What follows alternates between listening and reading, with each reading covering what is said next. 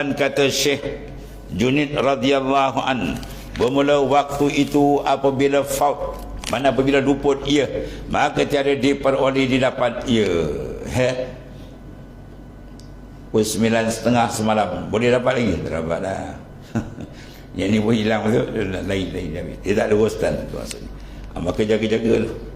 Dan tiada satu yang terlebih mulia daripada waktu, sebab di dalam dia tu boleh diisikan dengan benda yang mahal-mahal. Taat mahal, maksiat itu benda yang paling hina dia panggil. Bukan murah, hina.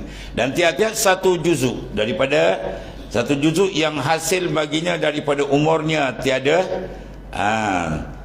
sunyi daripada yang demikian itu, maka menyampai ia dengan dia kepada Tuhan.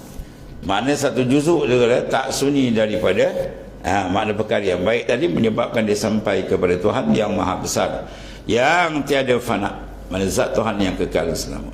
Dan tiap-tiap satu juzuk yang faut daripada umurnya, yang sunyi daripada amal yang saleh, yang tengok kosong atau melepaskan, akan dia daripada berbahagia dengan sekadarnya lah. Jadi tak dapat dia kebahagiaan sebenar, dan tiadalah ganti baginya daripadanya. Itulah maknanya pentingnya kita jaga umur. Tiap-tiap nafas dia kena muhasabah, kena muraqabah.